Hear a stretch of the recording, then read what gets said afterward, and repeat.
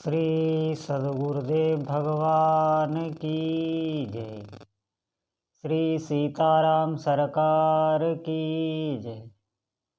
श्री राधा रमण लाल की जय। श्री गौरी शंकर महादेव की जय। सभी दर्शकों और भक्तों को कोटि कोटि प्रणाम।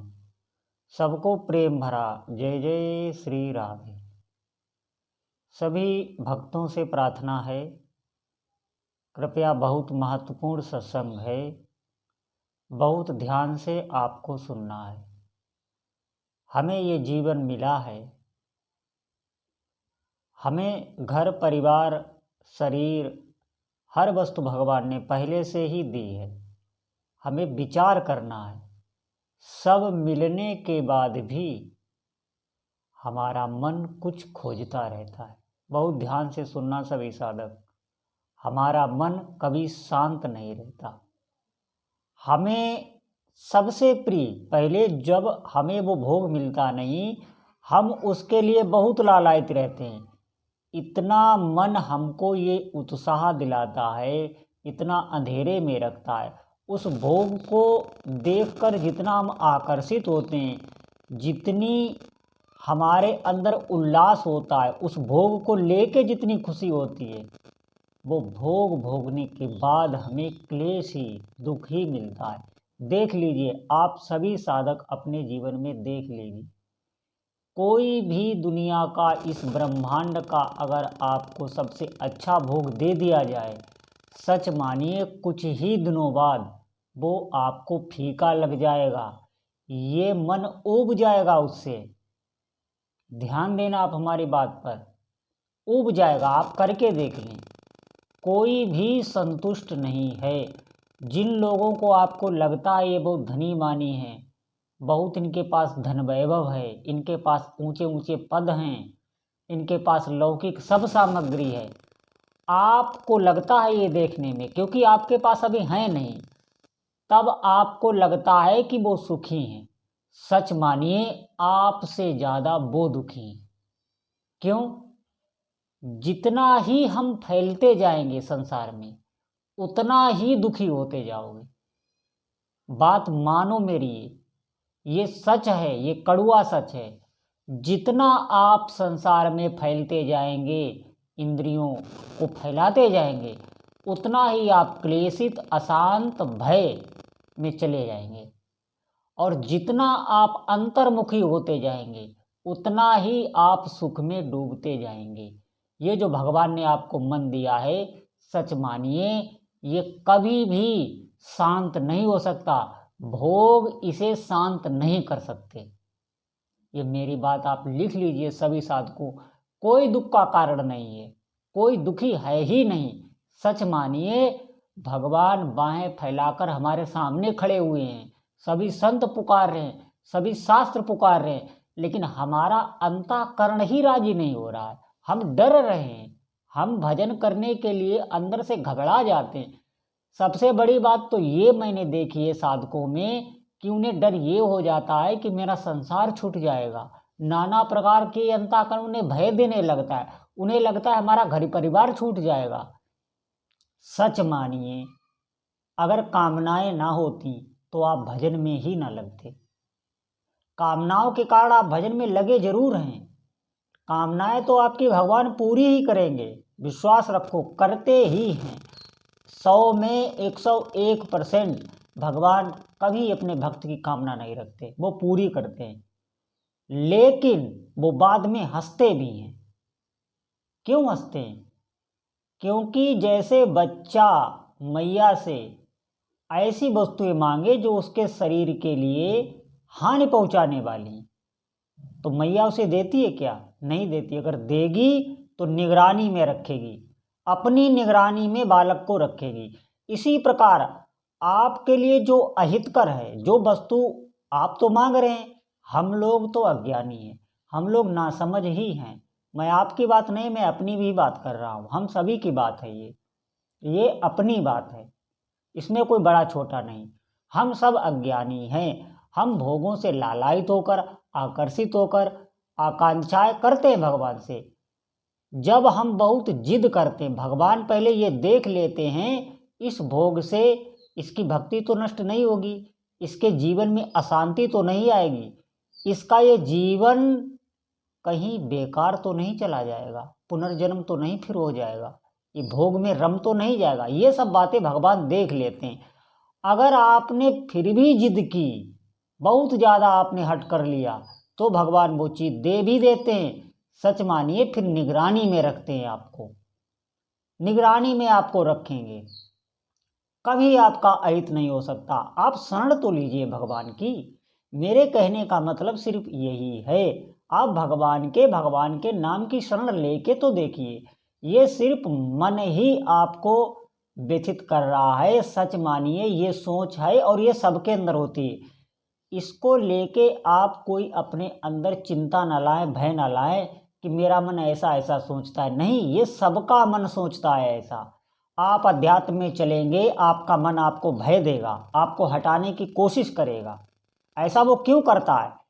क्योंकि उसके अंदर जो कर्मों के संस्कार, पूर्व कर्मों के संस्कार हैं, उनके फल भी तो वो भुगाएगा आपके इसी शरीर को, इसीलिए वो आपको हटाता है। अगर आप भजन साधन में लग गए, सच मानिए आगे आपका सब मंगल होने वाला है। आप गांठ बांध लिए इस बात की, आपका बाल बांका नहीं हो सकता। आज से आप अगर भजन की निष्ठा ले लें, भजन में लग जाएं, संसार से विमुख होकर। अब हमारे कहने का मतलब, विमुख होने का मतलब ये नहीं है कि आप घर परिवार सब छोड़ दें। पहली बात तो आप छोड़ ही नहीं सकते, आप छोड़ ही नहीं सकते। तो इससे अच्छा यही है कि हम उसमें रहकर ही करें। विमुख होने का मतलब ये है, हम अंदर से ये स्वीकार कर लें, अब हमारा वास्तव में कोई नहीं है। हे प्रभु, आप ही हमें बचाओ, आप ही हमारे जीवन के रक्षक हो। ये सांसें हमारी कौन चला रहा है? पूरा शरीर हमारा यंत्र की तरह चल रहा है, हमारे कुछ भी अधीन नहीं। हे प्रभु, हम आपकी शरण में, हमने आपके नाम का आश्रय लिया है, अब आप ही हमारी लाज रखना। इस प्रकार भीतर से शरणागत होते रहिए। आप भजन करते रहिए, भगवान के नामों का जप आप करते रहिए, और भीतर भीतर आप शरणागत हो जाएंगे। ये मैं गारंटी लेता हूँ। निश्चित मानिए इसी जीवन में मंगल हो जाएगा। साधारण जो मनुष्य होते हैं वो भोगों में रत होकर उसी प्रकार अपना जीवन नष्ट कर लेते हैं जिस प्रकार एक पशु नष्ट कर लेता है। मेरी ये बात सुनने में अच्छी नहीं लगती होगी, लेकिन सच मानिए यही सच्चाई है। वो भी सब वही कर रहे हैं जो हम कर रहे हैं। हमें भजन में लगना है, हम भगवान के अंश हैं, और ये मन भगवान के भजन से ही शांत होगा, तभी ये सुखी होगा और आपको सुखी करने लगेगा। यही मन सुखी करने लगेगा। निश्चित मानिए ये भजन के बगैर रह नहीं पाएगा, जलन होने लगेगी। एक क्षण भी ये भजन के बगैर नहीं रह सकेगा, ऐसा ये मन दिव्य और निर्मल हो जाता है। सच मानिए सभी प्रकार के देवी देवता आपसे प्रसन्न रहने लगेंगे, बगैर कुछ पूजा पाठ, बगैर कुछ अतिरिक्त दान दक्षिणा, कोई भी अतिरिक्त साधना करने, आप नाम जप में लग जाए। जितने भी देवी देवता हैं सब आपकी ओर स्वतः ही आकर्षित होने लगते हैं। आपके मन की अभिलाषाओं को वो खुद आके पूरी करने लगते हैं। ऐसे मानिए आपको मांगना फिर नहीं पड़ता है, बस बात ये होती है कि हम भगवान के होके उनको अपना मानकर कि हे प्रभु आप ही हमारे हैं, आप नाम में लग जाएं। आप आज से ही लग जाएं। आप वाचिक नाम बोल बोल के सीताराम सीताराम, राधे श्याम, गौरी शंकर, जय हो नारायण लक्ष्मी, जय हनुमान, जो भी आपके इष्ट देव हों। मैंने कभी ये भेद नहीं किया है कि कौन आपके इष्ट देव हैं कौन नहीं है। उनका आप नाम रटने लग जाएं और भीतर भीतर समर्पित होते रहें। अंदर से ये जरूर माने कि मेरा संसार में कोई नहीं है, प्रभु आप ही हमारे हैं। ये वो जरूर देखते हैं, वो आश्रय सबके जीवन में देखते हैं कि ये हमारी भक्ति तो कर रहा है लेकिन इसकी आशा संसार से ही है। तो ये बात प्रभु को अच्छी नहीं लगती। ध्यान रखना, आपको सिर्फ ये सोचना है, आश्रित होना है प्रभु के।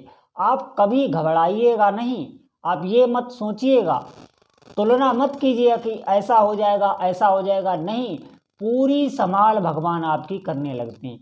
आप एक बार भजन में लगिए, और अगर आपको आश्रय होना नहीं आता है तो आप भजन के ही आश्रित हो जाएं। भजन के आश्रित होने का मतलब है आप नाम ना छोड़ें। किसी भी समय, हर समय आप नाम लेने की कोशिश करें।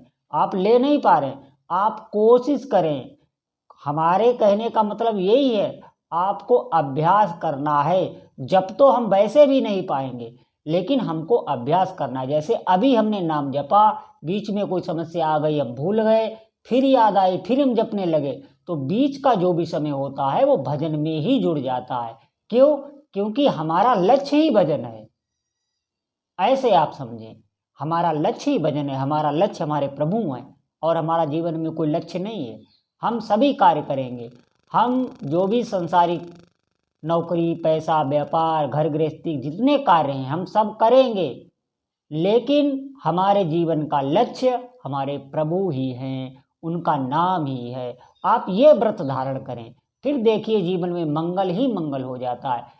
कोई भी दुख आपको नहीं छू पाएगा। आप हमारी इन बातों को बिल्कुल ऐसा ना समझें कि मैं झूठी कह रहा हूँ, मैं बिल्कुल गलत कह रहा हूँ, मनगढ़ंत कह रहा हूँ। नहीं, ये शास्त्र सम्मत बात है। सब संतों के द्वारा शोध की हुई मैं बात आपको बता रहा हूँ। आपको चलना है, आपको चलना पड़ेगा, सुन के चलना पड़ेगा, और आपके जीवन में निश्चित आनंद आएगा। निश्चित जो जो आपने सोचा है, सभी सुखी के पल, जो भी खुशियों की बौछार भगवान आप पर कर देंगे। आप विश्वास रखिए। आपने अपने जीवन में जो जो मनोकामनाएं की हैं, निश्चित मानिए प्रभु एक एक आपकी पूरी करेंगे। आप निछावर हो जाएंगे प्रभु पे, रो रो के आप उन्हें पुकारने लगेंगे। उनकी ऐसी दया, उनकी ऐसी करुणा देखकर आपको अभी पता नहीं है कि इस पूरे ब्रह्मांड में सबसे ज़्यादा अगर कोई प्यार करने वाला है तो वो आपके अंतर्यामी ही हैं, जो आपके अंदर बैठे हैं। वही सबसे ज़्यादा आपको प्रेम करते हैं, और सच मानिए वही आपके अंदर हैं, तभी ये दुनिया आपको पहचान रही है। जिस दिन वो आपके शरीर से चले जाएंगे, आपको आपके पास तक कोई नहीं बैठेगा। ये सच्चाई है इस जगत की। कोई भी नहीं बैठेगा आपके पास। देखिए ना, जब मिट्टी हो जाती है, कोई बैठना नहीं पसंद करता उसके पास। उसके घर के सगे संबंधी नहीं बैठना पसंद करते हैं। क्यों? क्योंकि जो अंतर्यामी है वो चले गए। हमें उन्हीं का जप करना। आप जप किसका भी कर रहे हैं, लेकिन प्रकाशित आपके अंदर के प्रभु ही होंगे, जो पूरे ब्रह्मांड में व्याप्त है, जो हमारे अंदर बैठा हुआ है। उन्हीं का प्रकाशन होगा, उसी को आत्म साक्षात्कार कहते हैं। मेरा बार बार यही अनुरोध है। इष्ट सब एक ही हैं। आपके हृदय के जो प्रभु हैं वही प्रकाशित होंगे। आप गदगद हो जाएंगे, निहाल हो जाएंगे। अंदर भी आपको प्रभु महसूस होंगे, बाहर भी प्रभु महसूस होंगे। इस ब्रह्मांड में भय की ऐसी कोई वस्तु नहीं है जिसको देखकर आप भयभीत हों, क्योंकि आपके प्रभु के अलावा कोई रह नहीं जाएगा। ये जीवन निहाल हो जाएगा। सच मानिए, आप भजन में लगिए। जितनी भी दिव्य शक्तियाँ, जितनी भी अलौकिक शक्तियाँ हैं, सब आपको अनुभव में आने लगती हैं। ये बातें सत्य हैं, इनको आपको मानना पड़ेगा और अपनाना पड़ेगा।